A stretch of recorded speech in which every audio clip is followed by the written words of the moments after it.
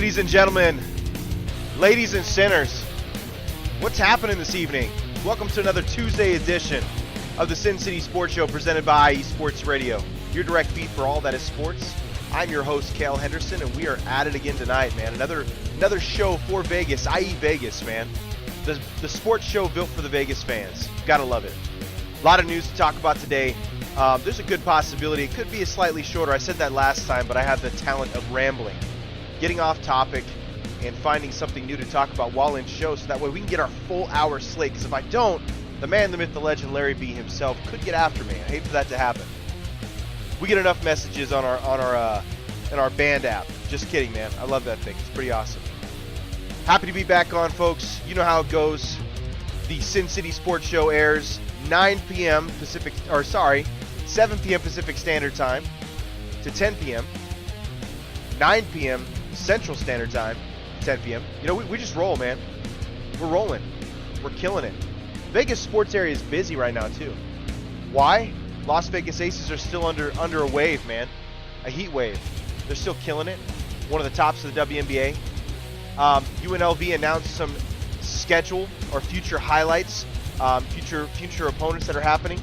We're going to talk a little bit about the Big 12 expansion because there has been a date announced for the Big 12 expansion for at least 4 teams. And the reason why we're talking about that, I get it. Listen, I get it. It's not Vegas related. I mean, it's UNLV. Big 12's not Vegas related, but I just think it's juicy news, man. This college football expansion and almost a devaluing of smaller programs, man. It's starting to bother me. But it's hot news, and it makes a big difference because it's changing college football from college football to essentially a semi-pro team. You just get an education with it. We're going to talk a little bit about the Golden Knights. They had a draft. Corey Pronman, who is a writer for The Athletic, great at the draft. He covers it every single year. This is going to be the details he has on the prospects. We're going to talk about them. And then we're going to talk about the new Las Vegas Raiders team president, the first African-American woman to hold a president position in the NFL ever, Sandra Douglas Morgan. We'll cover her career and what's led her to this, and are the Raiders in good hands? When we get back, we'll discuss this.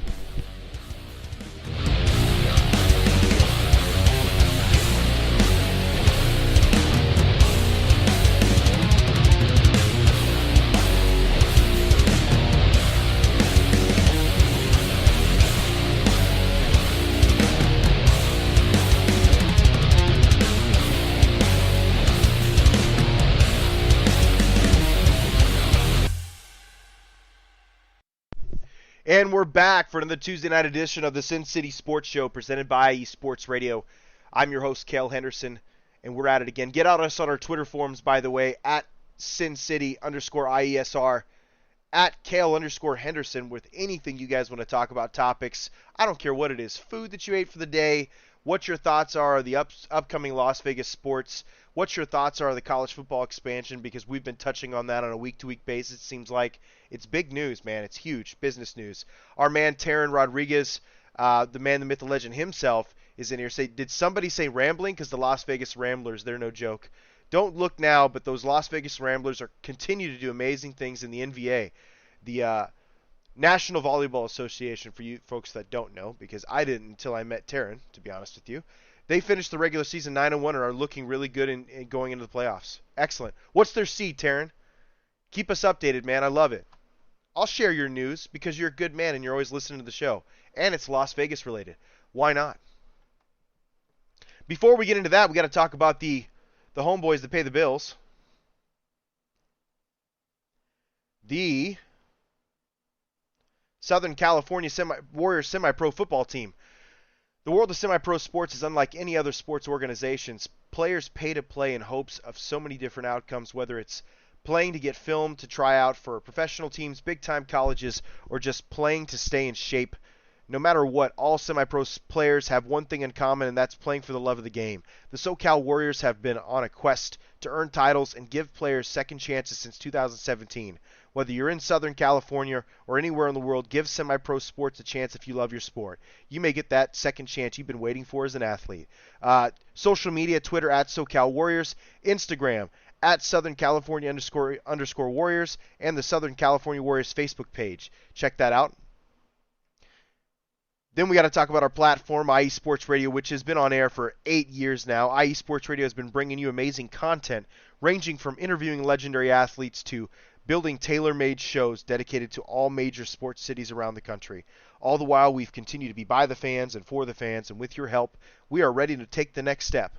When you go to our website, iesportsradio.com, you will see our Patreon link with 5 different tiers. The first one starting at just $5 a month. This donation gets you shoutouts on all 32 of our shows. High tiers include IE Sports Radio merchandise, access to our podcasting university, and even a chance to be featured on a segment of our flagship show, The Defining Moment, hosted by himself, the man, the myth, the legend, Larry B.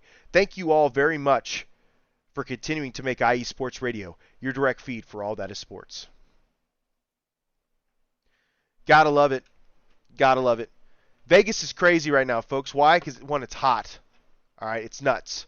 Like 100-plus degrees, dry heat. This is that time of year where it's just probably unbearable during the day.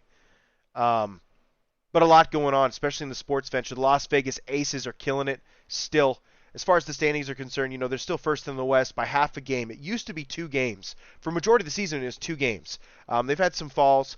They're 12-2 in their conference, though, so they definitely got a commanding conference lead. Even if the Seattle Storm happened to gain a couple games, gain a couple games in the standings in general, I still think Las Vegas is in good shape. We're heading towards the tail end of the season here.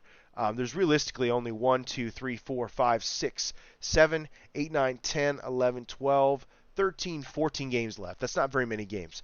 14 games left in the season. You like to see them go on a run. If the Las Vegas Aces win 12 of the next 14 games, or 11, maybe even 10 of the next 14 games, they're almost guaranteed the number 1 seed in the West. They're short by half a game, essentially, in the entirety of the league. The Chicago Sky has really turned it on lately and played some consistent basketball. Again, they have a 10-2 record as well. So if you're going to see a matchup that you'd like to see, or at least something we might be looking for in the WNBA championship, the Las Vegas Aces are definitely in strong position to do that. The one thing I can tell you is that the Western Conference of the WNBA is boo-boo. They're so bad. It's terrible. You have the Las Vegas Aces at 16-7. You have the Seattle Storm at 16-8, and then everyone else has a losing record. I mean, it's horrible. The Eastern Conference, I guess, isn't that much better because you have Chicago Sky at 16-6, Connecticut Sun 14-8. Washington Mystics 14-10, and then everyone else losing record. So, I guess you could say parity's only at the top in the WNBA. The Los Angeles Sparks are on the struggle bus. It is what it is. I'd like to see them come back because the WNBA is always better when the Los Angeles Sparks, any Los Angeles team, honestly, when they're on top, their league is better. So I would love to see them kind of spark something and get back. You see how I did that there. But the Las Vegas Aces are still cruising. They got a 70% win percentage, 12-2 in conference, 8-4 at home, 8-3 on the road, and honestly, their last 10 they're 5-5. That's the big reason. They were getting 8-2 spurts, 7-3 spurts throughout the entire season. This is the first time we've seen them kind of have a 500 portion of the season, and that's attributed to a lot of what's going on. But you still got the top players producing. You still got the ladies moving, and these Lady Aces are still killing it. They're still in the first place in the Western Conference, and that bodes well for the number 1 seed in the Western Conference of all things. So hopefully that keeps up. As of right now, their overall rank in the league is number 2. It's fine, no big deal. You're still kind of controlling your narrative in the Western Conference. All you need is that home field advantage. That way you could meet somebody in the East in the championship, right? My man Taryn Rodriguez said, so the brackets haven't been released yet, but I have their first round quarterfinal matchup. Should be the Los Angeles Blaze. Haha, good one. Jokes aside, I'd like to see the Sparks get something going too. Absolutely. Listen, man, in sports in general, and I'm a sports fan, right? In sports in general, when a Los Angeles team is booming, sports are better. It doesn't matter what league it's in. If the Los Angeles team there is relevant, that league is doing better. Right? It's like the number 2 TV market in all of America, right? And I'd say it's 1A, 1B New York and Los Angeles, if we're being honest. Cool? But if a Los Angeles team is doing well, no way in hell is that league not doing well. Okay? Look at what's happening in the NFL. The Rams and the Chargers were both really good. They're very good. They're going to be contenders. That's something to say. Do the Raiders have more fans in that city than both of those teams combined? Absolutely. 100%. The Chargers have 7 fans, and the Rams have the fans that they found when they won the Super Bowl. But if we're being real, Los Angeles is Raiders town. Still is. Majority of that NFL fan base in Los Angeles travels to Las Vegas now. That's facts, man. You know, Oakland kind of turned the shoulder to us a little bit. We still have a ton of diehard fans. But the reality is Los Angeles is just the mecca, man. Like, if you want, when the Lakers are good, the NBA is better, right? When the Dodgers are really good and winning, Major League Baseball is more relevant. And that's tough because Major League Baseball almost sucks anymore. When I was a kid, it used to be like a huge thing. Now it's not so much. The NFL is king and everyone knows it. And they have 2 Los Angeles teams that are probably going to have winning records this year and contending for a championship. That's awesome. If you're Los Angeles, you're loving it. So I'm with you, Taryn. You know, I'm a Las Vegas guy by heart now, by this show and my Raiders. You know, I was kind of adopted as soon as the Raiders, took over. But I have to say, man, when LA's booming, it's booming. Things are better. That's reality. UNLV announced new scheduling opponents for the 2024 season. Actually, 2024 through 2028, essentially. They will take on Houston and Kansas to highlight future football schedule news. This article was written on the UNLV website, LasVegasRebels.com. I apologize, University of Las Vegas Rebels.com. Here's the deal, and we'll talk about this a little bit. They're going to take on the Cougars and the Kansas Jayhawks. Both will be Big 12 opponents, basically Power 5. Not so much anymore now that they're losing Oklahoma and Texas. Let's be real. You lose Oklahoma and Texas, Big 12, you're not the Big 12 anymore. You're like, I don't even know what to describe you, right? You're not the Big 12 anymore. You're like the preteen 12 or something. I'm just saying. If you lose Big 12 in Texas, you're no longer a big-time conference. I like Baylor. I think Baylor can compete with anybody in the country. I don't believe they could beat an SEC team, but I believe they can beat anybody in the country. Okay? Let's see here. Yeah, that's about it. I feel bad. It sucks. It was Baylor and Oklahoma. Oklahoma State. There you go. Baylor and Oklahoma State are staying in the Big 12. I don't know for how long, because would you stay with the way the conference is looking? You're not going to be taken seriously. It's almost like the Pac-12 conversation we had last week. Are you going to be taken seriously? I don't know.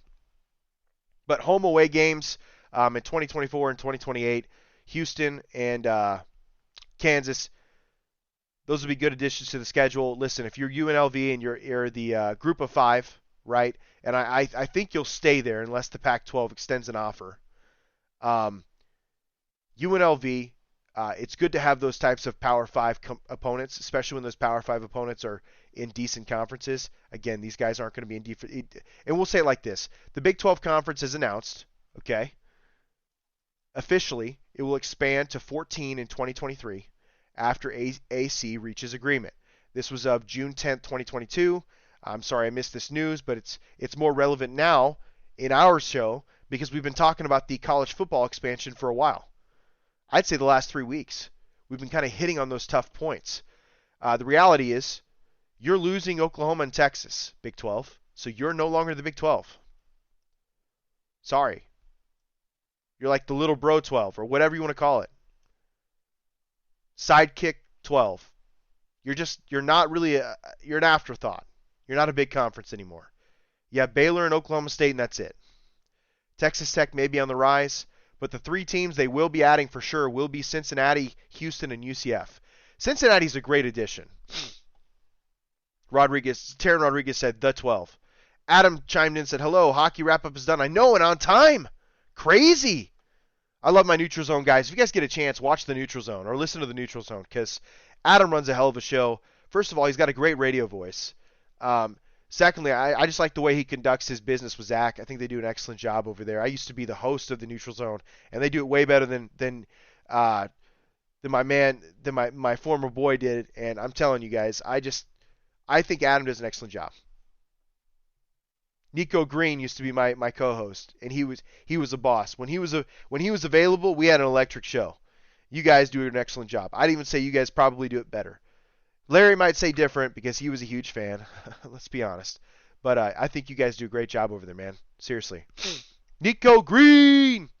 He was a man, myth, the legend, too. Buddy, let me tell you. That was his line. Yeah, dude! And it wasn't you, it was ya. Buddy, let me tell you. That guy was a legend. A lot of kids. Family man. He's always busy. Thanks for tuning in, guys. Back to the college football expansion. You know, UNLV inherited these two opponents. That's cool. These two opponents are probably going to have a more bolstered, I don't know how you want to say, I guess, schedule consistently because they're going to be moving to the Big 12. Obviously, the Big 12 is going to be more challenging than the AC. I think all three teams actually fare well in this conference because the Big 12 is not very tough. Again, you have Baylor and Oklahoma State. Kansas State's tough. Okay. TCU might get better because TCU is just one of those programs. They scream tough defense, right? But that Gary Patterson's gone. So let's see what happens with TCU. But Kansas State is always a tough one. I like them. Other than that, guys, like Texas Tech may be on the rise. I'm not sure. I think all three of these teams could come in, and they could really throw a wrench into this whole thing. I think they could compete for a Big 12 title. It doesn't mean the Big 12 is going to be taken seriously. Adam Karnick says the Big 12 and the Pac 12 are just scrambling to stay relevant at this point. Absolutely. They'll be dissolved in no time, man. Or the Big 10 and the SEC will basically swallow them up. You know, they'll just divvy off the best teams or the best performers over the next 5 years. And that is what it is. Nick Saban came out, earlier today. Like the two big conferences are just, it's inevitable at this point. And listen, he's one of the only guys. Say what you want about Nick Saban. He's been warning anybody and everybody in college football that's a fan of college football about this for a long time. He's like, listen, if you guys introduce the playoff, this is what's going to happen. If you guys allow transfer rule to be this way, this is what's going to happen. And a lot of folks think of it as arrogance. I don't think of it as arrogance. I think he's a wise guy. He understands the business landscape of it all. He's very experienced as a businessman, as a coach. I think he understood from the very beginning what was going to happen. The depreciation of the lower college football groups is just, it's going to continue to happen as the years go by. I mean, these group of 5 colleges, I have no idea how they're going to pay the bills down the road with the way college football is setting itself up. It's going to be feast or famine. I mean, it's essentially going to be the NFL. It's going to be a semi-pro league. You're just going to get a college education out of it. We're already at that precipice, man. It's gotten that big, right? It's going to be the SEC and the Big Ten. Maybe 16 to 20 teams in each. They're going to have playoffs.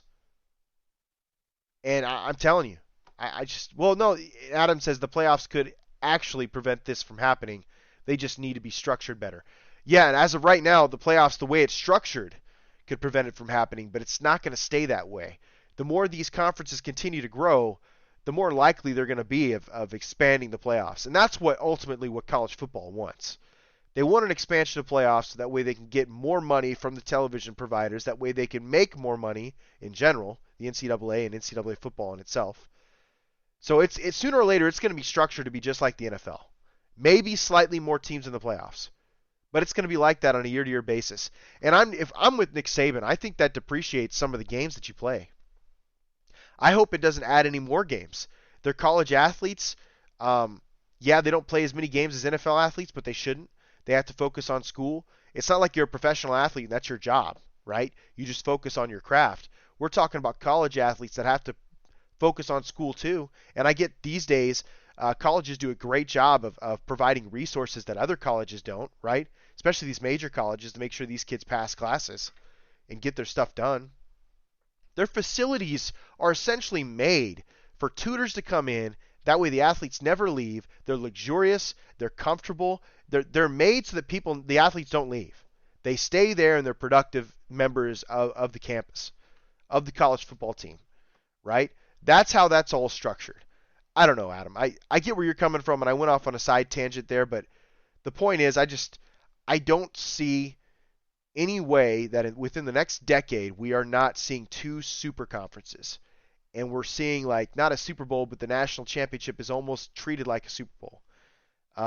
It doesn't get as many viewers as the Super Bowl now, but if it gets to that point and we see 4 playoff games, a team has to play in 4 playoff games to win, or you have the 2 number 1 seeds or whatever. They'll probably adopt the NFL playoff seedings in general, the way that it works.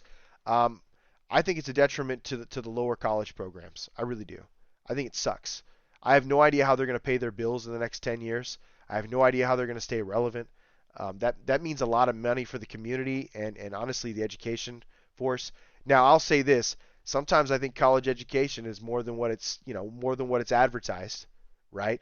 I think it just depends on what you go into.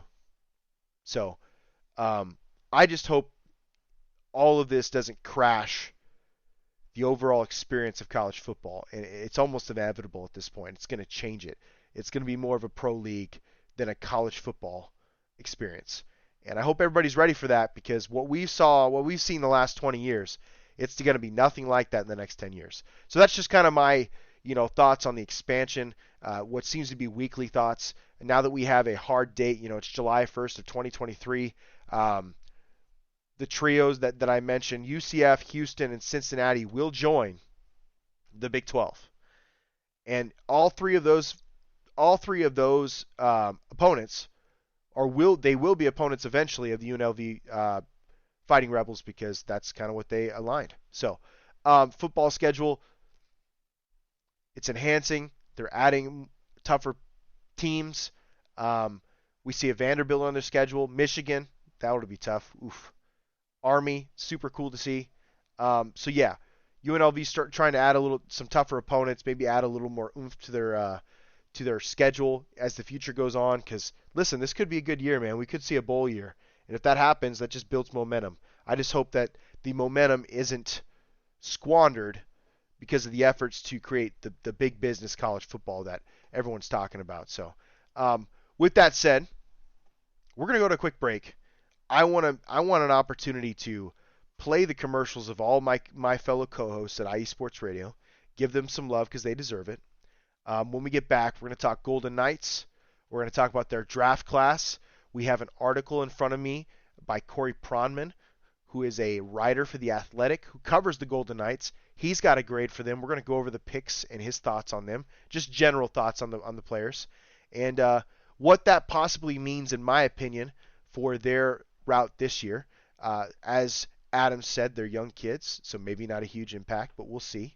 And then we're going to talk about the Raiders, because there's a couple things going on. The Henry Ruggs situation, right? He's no longer a Raider, but we still got to talk about it because his incident happened while he was a Raider. NFL's reviewing the Raiders and their workplace stuff. Sandra Douglas Morgan, the first African-American female chosen, or elected, I wouldn't say elected, chosen to be a team president of the NFL. And we have some trade rumors for the Raiders as well. So a lot to cover still. When we get back, we'll cover that. We'll cover those topics.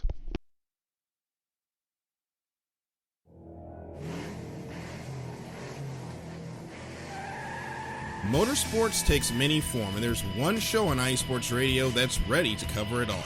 I sure hope you're talking about you and I, Daryl, because I know the Extra Mile is the best place to go for everything motorsports related. Yes, it is. From NASCAR to IndyCar to sports cars to everything in between, IE Sports Radio has everything covered for the fastest sport in the world. Plus, don't forget all of our random shenanigans along the way. That's right, Caitlin. So for plenty of motorsports coverage and plenty of Caitlinisms, check out The Extra Mile on IE Sports Radio with Daryl Kinsey Jr. and Caitlin Seen, Thursdays at 8 p.m.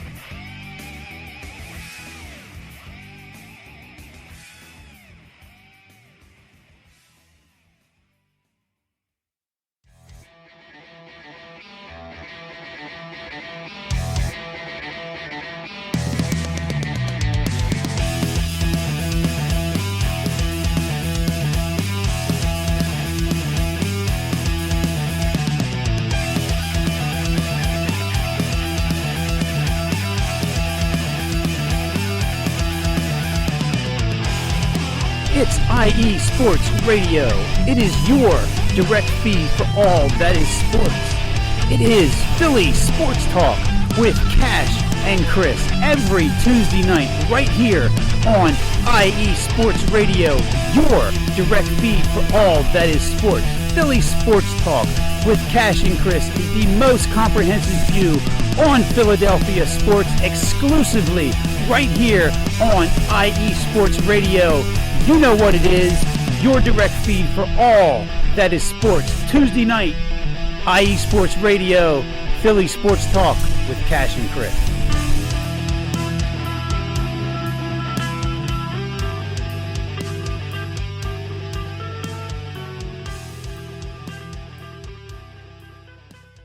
Lopan, they didn't even want you. Heck, they didn't even want me. But you know what? Right about now, they have no choice.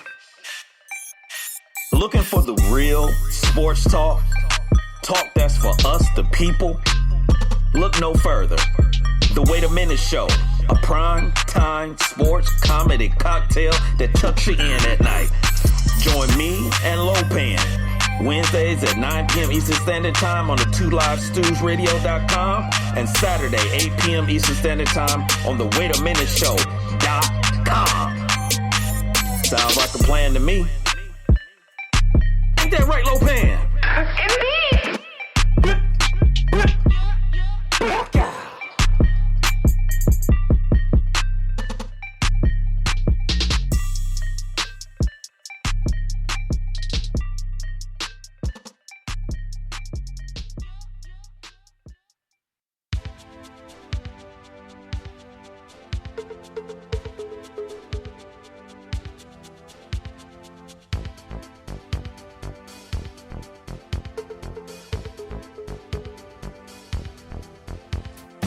What's up, sports fans? Are you looking for the latest on Northern California sports? Then take a trip out west with me, your host, Gina G, on Reppin' the NorCal Sports, right here on IE Sports Radio, your direct feed for all that is sports.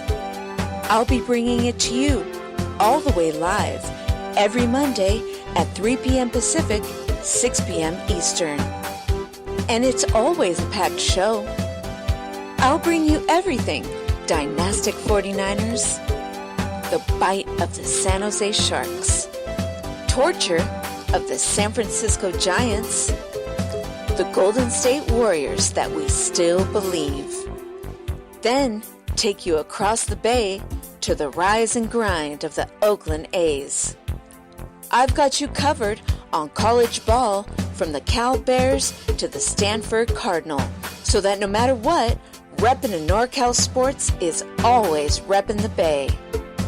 So if you bleed red and gold, or you're looking to keep an eye out west in them thar hills, don't miss me, Gina G, on reppin' in NorCal sports.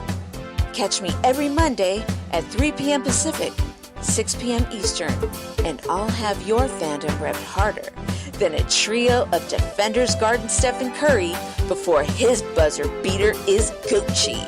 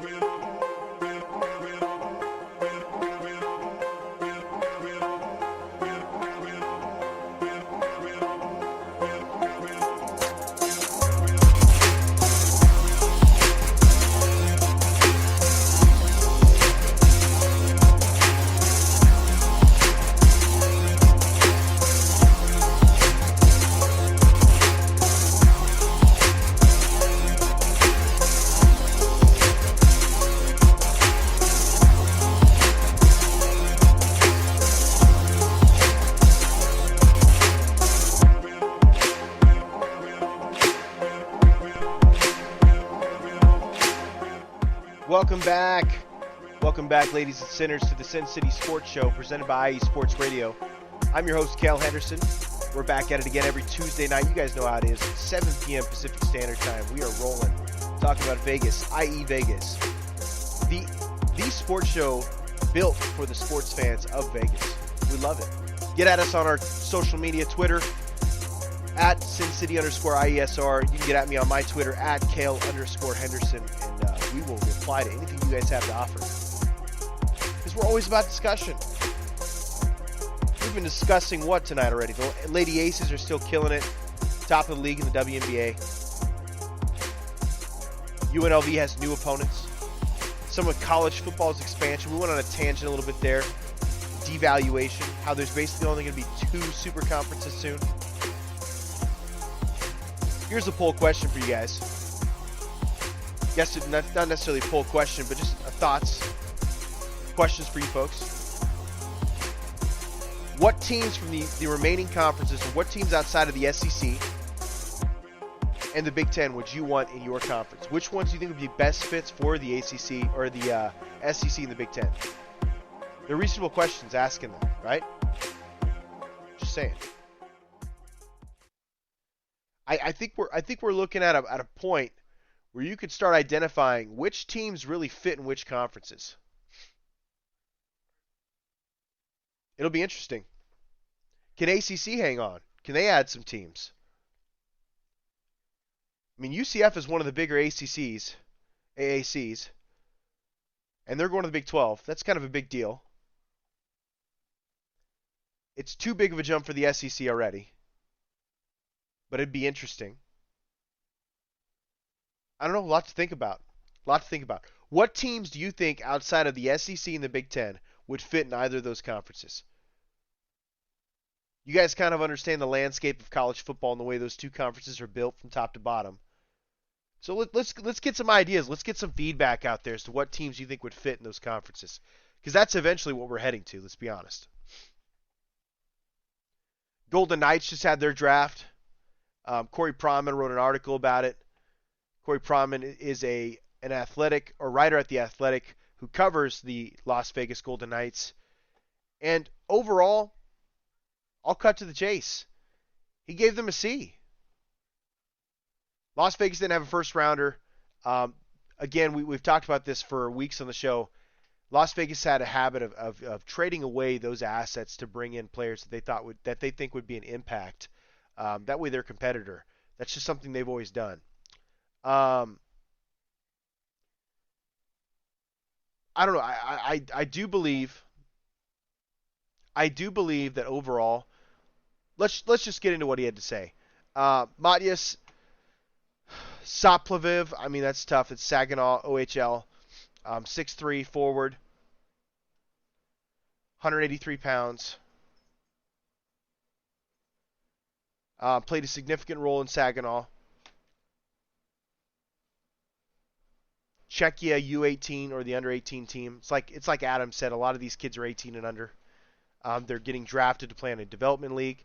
By the way, imagine that kind of life. Like, you're getting paid basically $100,000+ a year just to be on a minor league team for a while at 18 years old. That's kind of dope. And that's if you choose not to go to college. If you go to college, you can still do college, by the way. Those teams own your rights. And some of these NHL teams prefer you do to go to college. That's a great developmental league for them. Because I'm sorry, but 18-year-olds jumping into these minor league teams, tough. They think Corey thinks that Matyas will get some. He was picked at number 48, second round. That was the first pick that the Golden Knights had. He thinks he'll get some playing time this year. The other one he thinks he'll get some playing time is was picked at number 79, Jordan Gustafson. He's a center out of Seattle. So overall, looks like they're trying to get big at forward, or at least add depth at forward.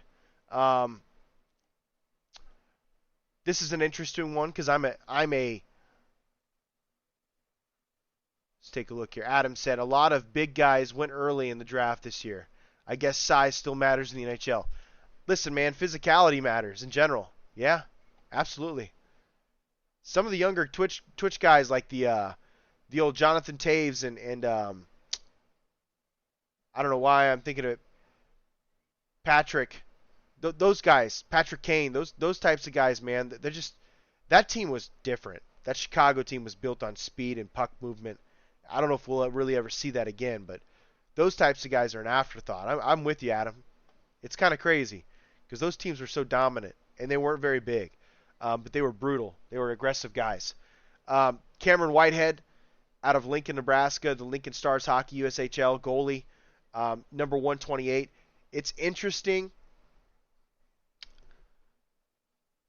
It's interesting. He has good size. I know because I've seen some games. He has good size, man. But according to Corey, he has average hockey sense and puck tracking ability, and his consistency wasn't the best this season.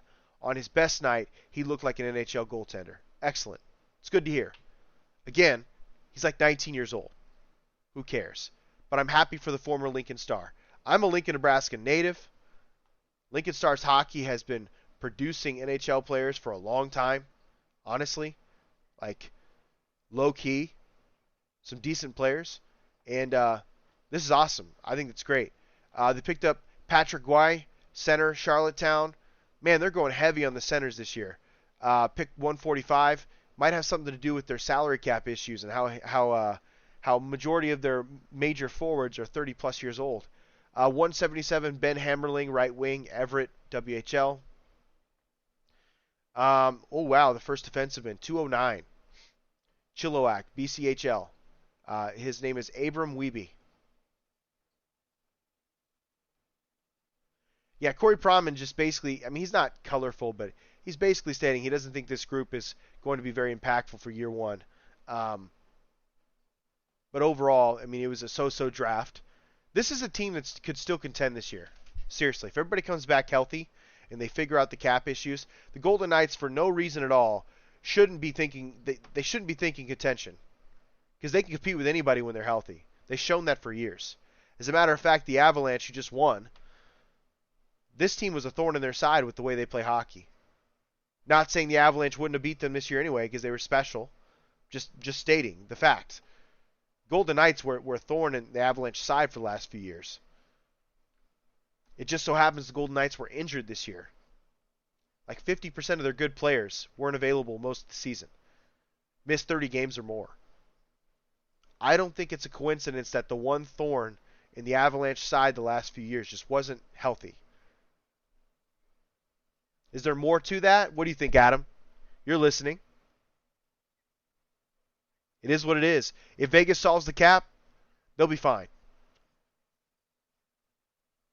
Absolutely. And Adam says agreed. Vegas has to solve the cap, but they should do more than contend. Yeah, absolutely. Yeah, wouldn't surprise me if they're in the NHL Finals again, Stanley Cup Finals. Why not? If they're healthy and they can stay healthy, they solve their cap issues. Why not? And Adam said Patrick Kane is a rare breed. Got to admit though, I loved watching small, speedy guys just fly. And exactly, that's what I'm trying to say. It was kind of impressive back then. Everyone else. It's almost like the entirety of the NHL was huge, and they were not. And it was like their advantage over everyone else. They just did a great job of speedy puck movement. They took advantage of open opportunities. That's one thing the Blackhawks did better than anybody else during that stretch. And it was fun to watch. And nobody could really match that. Taryn Rodriguez said salary cap hell is a place where Vegas does not want to be. They're already there. I don't know how they plan on restructuring contracts, who they plan on letting go. They do have a contending roster. That roster just has to stay healthy, right? As stated before, majority of their starters or contributors for the last couple of years missed more than 30 games this year. I want to say they had more than 6 to 8 players miss 30 games this year. And all of those players have decent contracts, decent cap numbers, and they're all impact players for this team. They don't have one amazing player, but they have a ton of really, really good, borderline great players, which is part of the reason why they've been to the NHL Finals, Stanley Cup Finals for, 2 of their first 5 years. Not all the same players, obviously, but just 2 years ago, they were there. That means something. So, yeah, I think Vegas is still in a good direction. They just got to figure out the cap situation. I think some of these players, man, they want to win. So it wouldn't surprise me if they try to restructure a little bit. I know it's different than the NFL, but if these players want to be on a winning team, they'll figure out a way to get in there. For sure. And I'm saying this, I'm serious, Adam. I think that the Vegas Golden Knights were the thorn in the Avalanche side. Like, their style of hockey was really a problem for Avalanche, which is part of the reason why the Avalanche probably didn't win maybe another Stanley Cup within the last couple of years. The Avalanche got in their way. So, something to think about. Let me know your thoughts. The Las Vegas Raiders are still in the news. And I'll say this, former Las Vegas Raiders, and I'm saying this, very carefully. Former Las Vegas Raiders wide receiver Henry Ruggs Jr., who was involved and charged in a fiery crash that killed a woman and her dog, judge ruled that blood alcohol test results allowed as evidence in case. I have no idea. So here's something. I can't imagine, first of all, I can't imagine being that family. You know for a fact that your child and her dog were killed by this guy because he wasn't careful, man. He was drinking, he was under the influence. He was speeding down a Las Vegas street. You know exactly why they died. And this court case is just being drug on because, I get it. The defense attorney's doing everything he can. He's using probably every last bit of what Henry Ruggs made in the NFL to try and throw the blood testing, to try and keep him from spending the rest of his life in prison. But I just don't see it. It just doesn't seem fair. And I'm happy the judge kind of, put his foot down and said, hey, blood alcohol tests are going to be allowed in this, dude. Like, it was a huge piece of why this happened. You were inebriated. You were driving drunk. This is why this happened. Poor judgment and alcohol. It's not acceptable. I'm honestly glad the judge ruled that. So Ruggs is charged with multiple felonies, as you guys know, including driving under the influence in the result of death and reckless driving. The report said Ruggs refused to take the field sobriety test on site.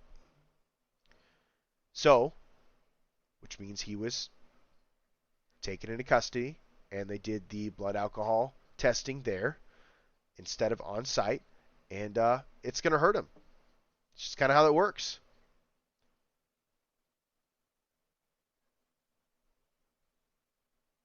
And it's just tragic, man.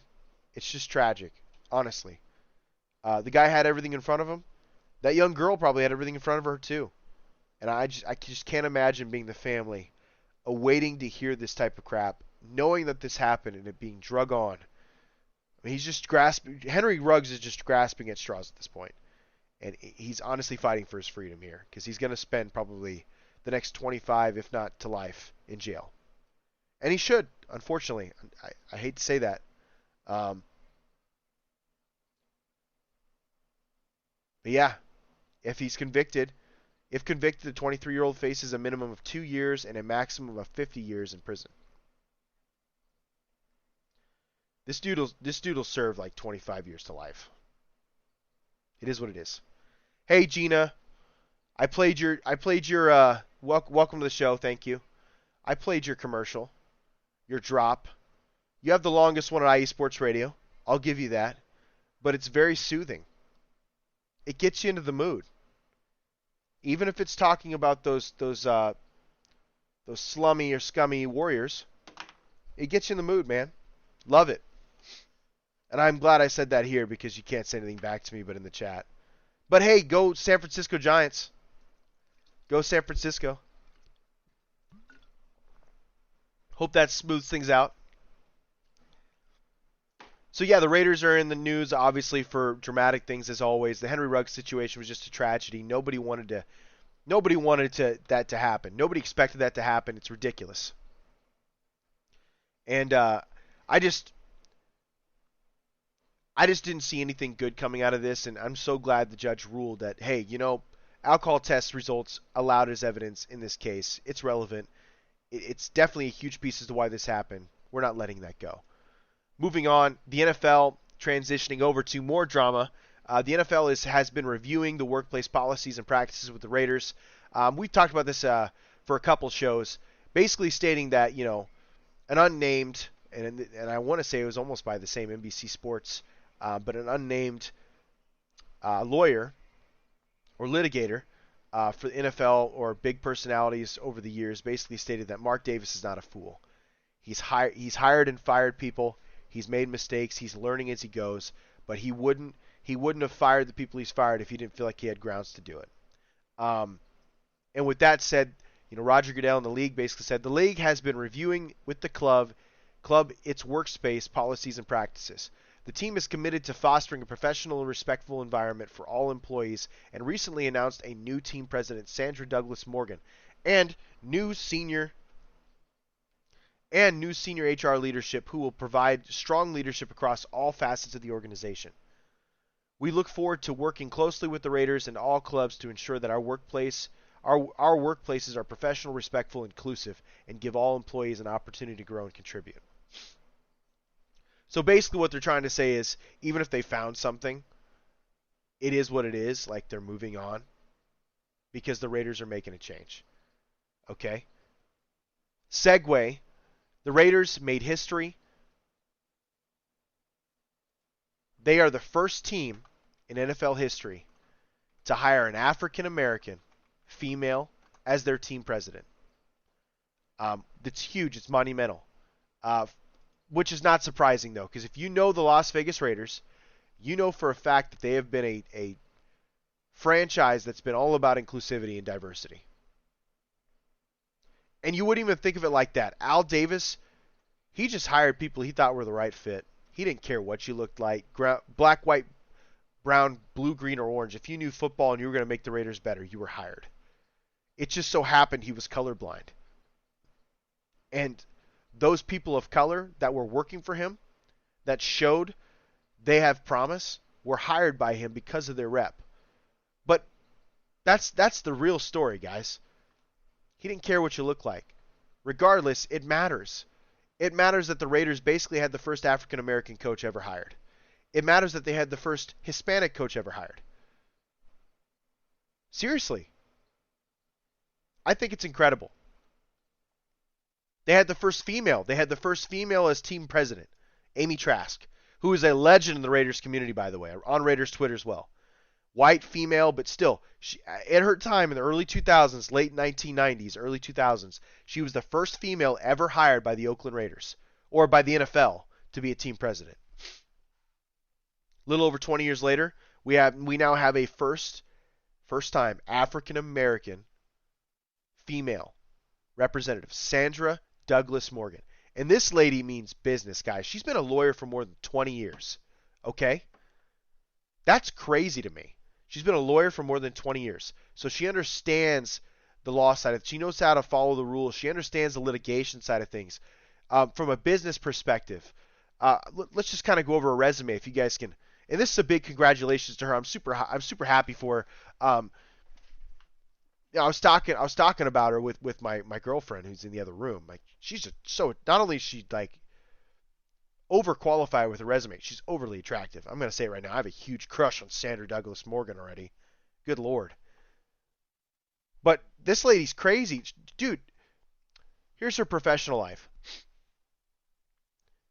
She was a defense attorney at one point. Became a litigation attorney for the Mirage, one of the casinos. She's a Las Vegas born and native, by the way. Las Vegas native. She's lived basically 40 years in the Las Vegas area. She was a litigation attorney for the Mirage, so a casino, from 2005 to 2008. She was the city attorney for North Las Vegas from 2008 to 2016, becoming the first African American to hold such a role in Nevada.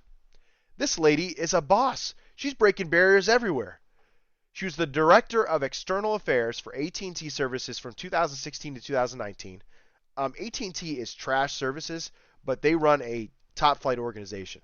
When you look at their job postings, whether it's on Indeed, any of those major companies, you look at their stuff, they have excellent benefits. They're competitive everywhere. AT&T doesn't play around. Later, she joined the Nevada State Athletic Commission, the Nevada Gaming Commission, and later the Nevada Gaming Control Board in 2019. She was appointed by the governor, becoming the first African American to serve as chair. What? During her tenure, she introduced reforms as the proposal to require to gaming companies to establish written policies against harassment and discrimination towards their employees based on factors such as sex, race, color, gender identity, and national origin, and was responsible for closing and reopening casinos during the COVID-19 pandemic. After leaving the control board, she joined the board of Caesars Entertainment, as well as the boards of Fidelity Investments, Allegiant Airlines, and the Cerberus Cyber Sentinel. Morgan joined the law firm of Covington and Burlington LLP in November 2021. Also ran her own consulting service, Douglas Morgan LLC. In December 21, Morgan was also named the vice chair of Las Vegas host committee of Super Bowl 40, I think, basically Super Bowl that's coming to Las Vegas in 2024. She's the host committee. And now she's also the president of the Raiders. Listen, say what you want about Mark Davis's haircut, but look what he's done in the last 6 months, man. You know, he got rid of a racist coach, but he was a big personality. Big deal. I'll say it like this, man. Mark Davis, say what you want about his haircut, but he's making great business decisions right now. His football hire was questioned, but Dave Ziegler and Josh McDaniels have done nothing but turn this roster around. Like it was a playoff contending roster last year. The roster only improved. Look what they've done. And the culture. Look at the players they brought in. People actually want to come play. I know, Marcus, it is what it is, man. His haircut it's whack, man. It's like the thinnest bowl cut you'd ever seen in your life. Then he put it back. He brought it back, dude. It's what us kids wore in the 90s. Before those late 90s, early 2000s Boy Meets World haircuts happened. Marcus looks great, said Gruden should never have been fired. I don't know if I agree with that, man. Listen, I'll say it like this. It was a witch hunt. It wasn't okay. Okay, the way the NFL did it, it was obvious. It was a witch hunt. It was them leaking information to get people that they specifically wanted eliminated from the NFL. That's a fact, man. I'm just saying that's there's no way you can tell me any different. And the NFL is trying to fight that, and right now they're losing that court case. It wouldn't surprise me if the NFL has to pay Gruden's salary. But I don't see him getting back in the league ever again. He's probably just going to end up being like an announcer for Fox or something all over again. I doubt ESPN brings him back with the way they've gone all super Disney on us. But I have to say, Gruden had to go because he was making horrible decisions. That roster was just not in the best shape. And I know that they were a playoff team last year and they were a borderline playoff team the year before that. But you could tell that, the better teams just always beat us. We weren't competitive. And that's on Gruden. That aside, he's a horrible person. It's coming off that he's a horrible person.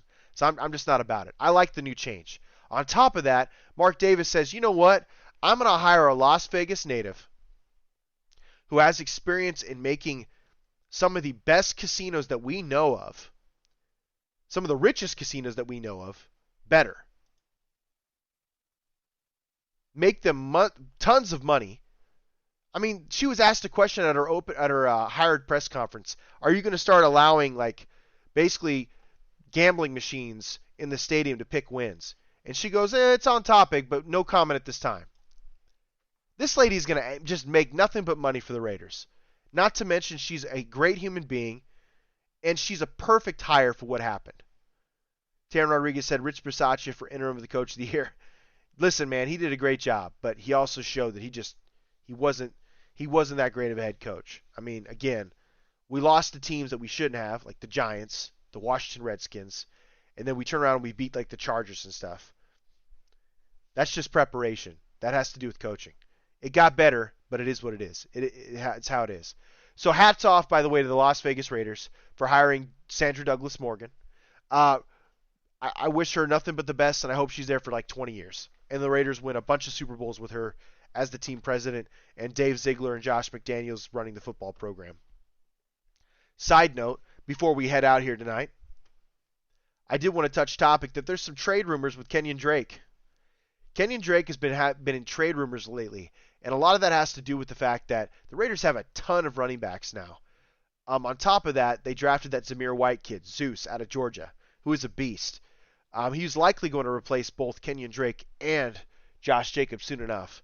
But I think the Raiders, they're just exploring every option they can to make the team better. Grabbing draft picks. It might be player-to-player trade, who knows. But Kenyon Drake is a trade chip. He's still an excellent player, lots of speed.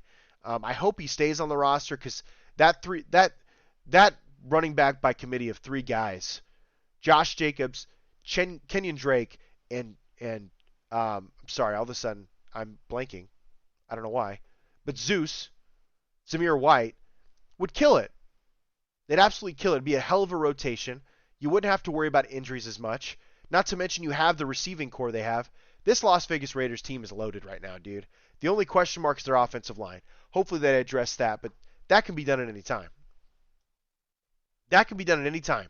You're going to see some releases coming up here soon that you weren't expecting from teams because they're going to be trying to clear salary cap. It is what it is. It happens every single year. You get closer to training camp and you just start seeing, after the first week, you start seeing players fall. It happens every single year, and then a team picks up a quality player, and that's what we're looking at. Taryn Rodriguez said, I just didn't like how the Raiders fans on Twitter were getting the idea Morgan was going to call plays, but hiring Sandra Douglas Morgan was amazing. Yeah, I'll say it like this. 50% of Raiders Twitter is just stupid. I hate to say that, man, but it's the truth. It's one of the most toxic fan environments I've ever seen. Like, these guys still hate on Derek Carr, and he's a wonderful human being, and he's legitimately one of the only reasons why the Raiders have been decent the last few years. And he's probably going to be the only reason why they make the playoffs this year, because his play is going to dictate that. Okay? Say what you want. Those guys, those weapons can't get the ball themselves, and I promise you their backup isn't going to get it to him. So Derek Carr has to be on his P's and Q's. If he has an amazing season, he's going to get lauded for it. Thanks, Marcus. Glad to hear that, man. We're opinionated on here, but it ain't crazy. Marcus, by the way, man, I love your drop. You have one of the best drops in all of IE Sports Radio, man. Keep up the love. Love listening to some boxing as well. Love it, man. Thank you. All right, folks. That's all we got for this Tuesday edition of the Sin City Sports Radio. The Sin City Sports Radio Show, presented by IE Sports Radio, your direct feed for all that is sports. I'm your host, Cale Henderson. You guys can get at us on our forums on Twitter, at SinCity_IESR, at Cale_Henderson. We're all about the Las Vegas drama, the Las Vegas sports. It's what we do. We roll the dice on them every single week, and we're all about that. We're obviously going to have more conference expansion talk next week because it's just something to vent on while we wait for our other teams to get in the regular season, especially our Raiders. We're going to have all talk about with them, but you guys know where it is. You guys know where we are. Tuesday night, 7 p.m. Pacific Standard Time. The Sin City Sports Show, presented by IE Sports Radio, your direct feed for all that is sports.